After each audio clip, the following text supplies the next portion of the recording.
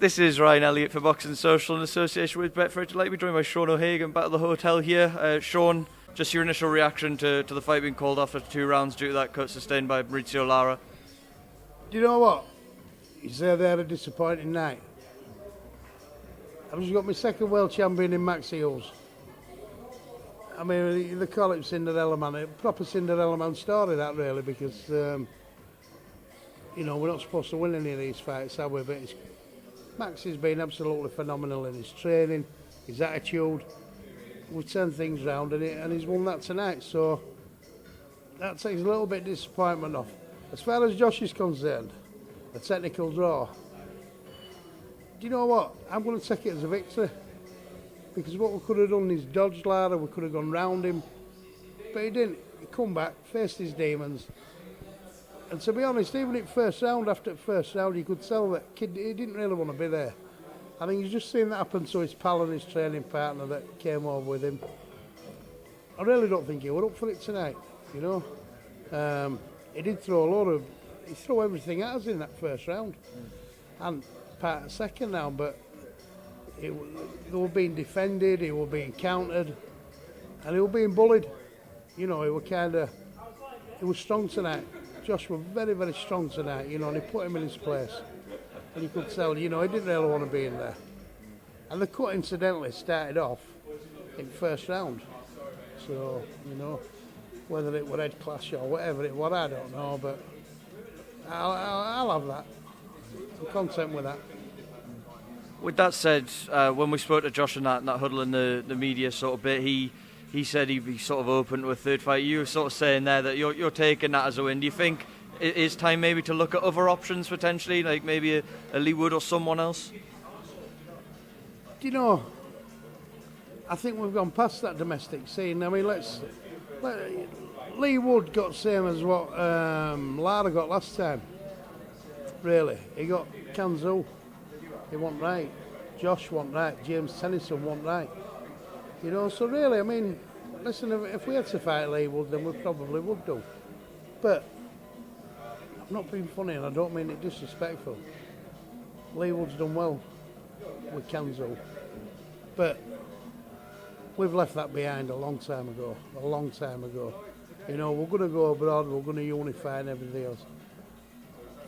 We'll have to see. We'll have to sit down and discuss the options. But you know what boxing's like. It's a funny old game, and anything can happen. There's options there now. I mean, there's Santa Cruz still sat there, isn't there? You know, they were talking Josh and Santa Cruz. I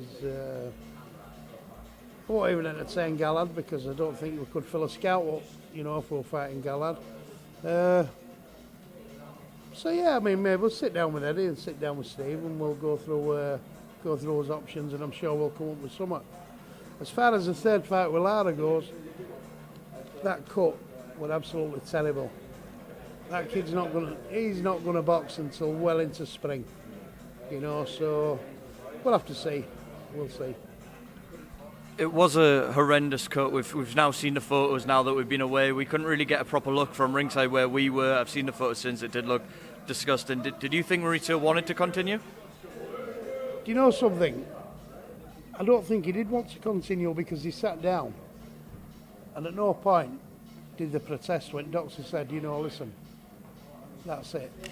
At no point did the protest. Bear in mind, he can't see his own cut. You know what I mean? So that told me that he didn't want to be in there. He was complaining from the off. You know, as soon as that first bell went, he was complaining. He didn't want to be there tonight, and he knew he didn't want to be there. But even if he had wanted to be there and he wanted to continue, there was no way he could have carried on with that cut. Because it was a bad cut, you know. So, third fight, I don't think will happen because it'll be well into spring before he's ready to fight again, you know.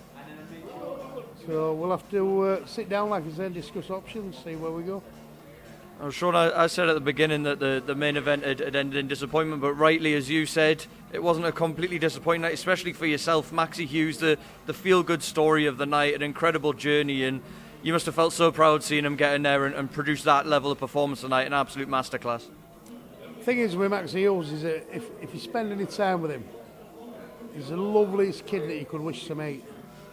He ain't got a bad streak in him. I think that was a problem. I think that was, he's too nice a guy. And you know, he takes his knocks and he takes his kids, his disappointments. He just shrugs his shoulders, he goes, oh, well, what do they know? You know, he don't even reply to them, and now he's got a little bit of a nasty streak and a little bit of spitefulness. And in my own words tonight, before we went out, as we've prepared well for this, you train for this like you train for no other, and in fantastic condition, yeah. But tonight, you've got to be fucking horrible. Just for half an hour in your life, Maxi. That's all. 36 minutes of your life, can you please be fucking nasty and spiteful and horrible? Yeah. I said, and then after that, you can go back to being Maxi Hughes again. Yeah, so really, really pleased with Maxi. That meant as much to me tonight as beating Lee Selby for world title with Josh. It really did. You know. Do you think Giovanni Staffon was surprised by Maxi Hughes' power tonight? I don't think he was surprised by his power. I think he was surprised by Maxi's movement and his boxing skills. I mean, I'm there and I see it from a different angle, but I think what I'm going to get when I go home and I rerun it is Maxi was superb, wasn't he? Skillful. He didn't need to be in there mixing it with him. You know, winning every round. There was a little bit of an airy moment where I think he won it 5th round when he unloaded like a 300-punch barrage. I think then it should have been stopped. It should have been stopped, I thought. When the referee didn't stop it, I thought, oh, here we go. Here we go. He's going to punch himself out. And kid's going to come back into it. So we had to change things up a little bit. And what we said to her is, Maxi, nice crisp jab. Step back, let him come. You don't have to meet him or leap him with a jab because he's coming anyway. I said, drop a feint, drop backhand into his body. I said, but whatever you do, you don't need to be greedy. Yeah, you're breezing this fight, don't be greedy. And one thing what Maxi Hughes is good at is listening. Very, very good. I mean, listen, Maxi needs to be taking all credit for that, really. Because what a performance that was. It was a performance of the night. He's also now a matchroom boxing fighter, I believe. If he won tonight, he would be signed to matchroom boxing. You said there you'd like to see Josh fight in America at some point. Could it be a double roadshow? You'd like to see Maxi go get a big fight over there as well as Josh? Listen, double roadshow, double bubble for me, innit? You know what I mean? I'm straight up to Caravan Place tomorrow for my camper. So yeah, and Reece Mould, remember as well, you know, he's beat by Lee Wood last time out, wasn't he? Well, not last time out, time before. I honestly believe that Reece, we need to be looking at which division he's going to fight in. Because let me tell you, Reece Mould is going to come and he's going to do exactly what Max has done.